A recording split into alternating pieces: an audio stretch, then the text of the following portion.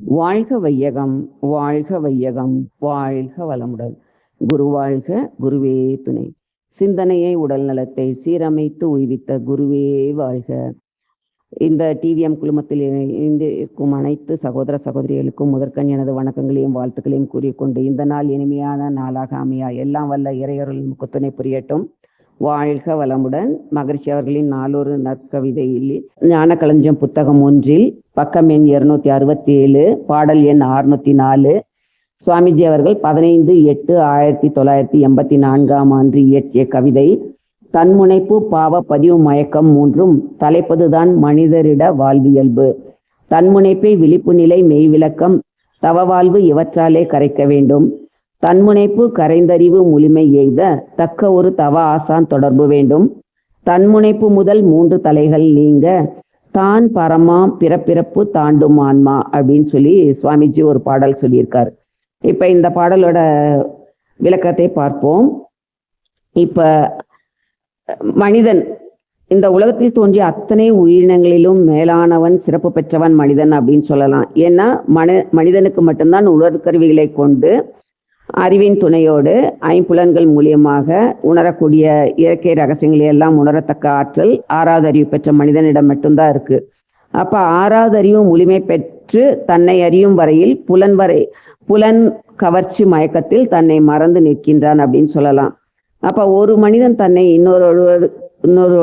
ஒருவரோடு தொடர்பு படுத்தி, அதாவது உடல் அமைப்பு, வலிவு, செயல்திறன், கல்வி, அறிவு நுட்பம், புகழ் இவற்றையெல்லாம் மனிதருக்கு மனிதன் வேறுபட்ட நிலையில இருக்கும்போது, பிறரை விட தன்னை உயர்த்தி ஒரு மயக்க நிலையில இருக்கும்போது தான் அவனுக்கு அந்த தன்முனைப்புன்றது வந்து ரொம்ப அதிகமாக வந்துருது அப்படின்னு சொல்லலாம். அந்த பேரியக்க மண்டலத்திலிருந்து வந்த நாம அந்த பேரியக்க நிலையையும் அதன் ஆற்றலையும் மறந்ததுனாலதான் அவனுக்கு அந்த செருக்கு வருது அப்படின்னு சொல்லலாம்.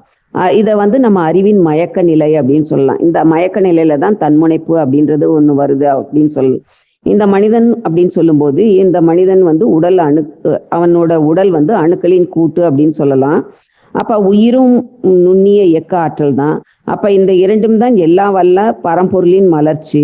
அப்படி இருக்கும்போது சூக்கும உடலாகிய உயிர் உடலோடு தொடர்பு கொண்டு இன்ப துன்ப உணர்ச்சிகளை அனுபவிக்கிறான் அப்படின்னு சொல்லலாம். இந்த உணர்ச்சி நிலையில கட்டுண்ட மனிதன் தன் ஆன்ம நிலையை மறந்து புலன்மயக்கத்தில் இருக்கும்போதுதான் அவன் மயங்கி செருக்குற்ற நிலையில, அதாவது ஒரு ஆணவ நிலையில இருக்கும்போதுதான் அந்த செருக்கானது 6 குணங்களாக மாறுகிறது.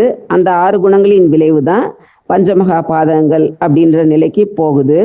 அப்ப இந்த வாழ்க்கை சிக்கல்கள் எல்லாம் வர்றதுக்கு காரணம் இந்த தன்முனைப்புன்றது அந்த இதுதான் அப்படின்னு சொல்லலாம். அப்ப தன்முனைப்பு வர்றதுக்கு காரணம் என்னன்றதை இப்ப பார்த்துட்டோம் இல்லையா.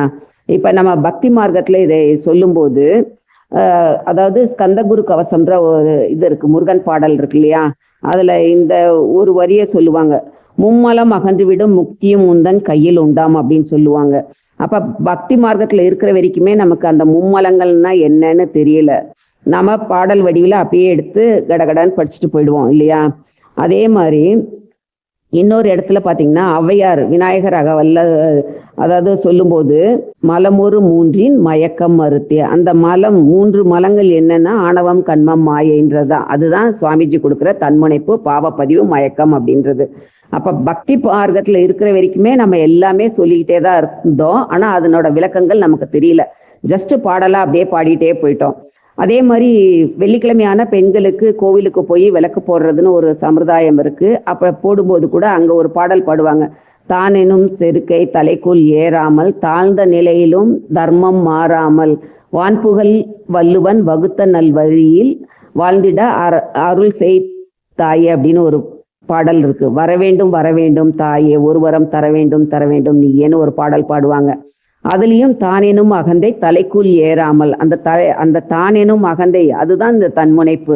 எவ்வளவு அழகா நம்ம பக்தி மார்க்கத்துல எல்லாமே சொல்லி வச்சிருக்காங்க. ஆனா அதனோட விளக்கங்கள் நமக்கு தெரியாதனாலதான் நமக்கு இத்தனை பிரச்சனைகள். அப்ப நம்ம எப்ப அந்த விளக்கம் கிடைக்குது அப்படின்னு பார்க்கும்போது, தவ வாழ்வு ஏற்கும் போதுதான், அதாவது மெய் விளக்கம், நான் எங்க இருந்து வந்தேன், மூலம் முடிவு, என்னோட முடிவு அதுதான், அந்த பிரம்மன் தான், பிரம்ம நிலையை அடைவதற்காக தான் நான் இந்த மனித பிறவியை பிறந்திருக்கேன் அப்படின்றதெல்லாம் உணரும் போதுதான் அவனுக்கு அந்த மெய் விளக்கம் கிடைக்கும் அப்படின்றார். இது எப்ப கிடைக்கும்? ஒரு ஆசானின் அணுகி அவர் மூலியமாக தீட்சை எடுத்து, தீட்சையின் மூலியமாக மனதை வெளிப்புறமாக தெரியும் மனதை உள்ளொடுக்கி தனக்குள்ளாகவே ஆராய்ச்சி பண்ணி அந்த அகத்தாய்வு பயிற்சிகளை இதெல்லாம் செய்து செய்து செய்து தனக்கு மூலமான அந்த இறைவனை அடையணும் அப்படின்ற போது மனம் அமைதி நிலையிலிருந்து உணர்ச்சின்ற நிலையிலிருந்து அமைதி நிலையில அடையும் போதுதான் அவனால அந்த அந்த நிலையில இருந்து கடந்து வர முடியும் அப்படின்னு சொல்ல. அப்ப அந்த 3 தலைகள் நீங்க தன்முனைப்பு முதல் 3 தலைகள் நீங்க தான் பரமாம் பிறப்பிறப்பு தாண்டும் ஆன்மா, அந்த தான் அந்த இறைநிலையை தான் நானாக வந்திருக்கிறேன் அப்படின்ற மாதிரி இருக்கு. அதாவது சொல்லுவோம் இல்லையா, தெய்வம் கூட்டல் அந்த 3 மலங்கள் சேரும்போது, மும்மலங்கள் சேரும்போது அவன் மனிதனாக மாறிடுறான். மனிதன் கிட்ட இருந்து அந்த மும்மலங்களை கழிக்கும் போது அவன் தெய்வமாக மாறுகிறான். அப்ப எல்லாமே நமக்குள்ளாக இருக்கு. என்ன இருக்கு?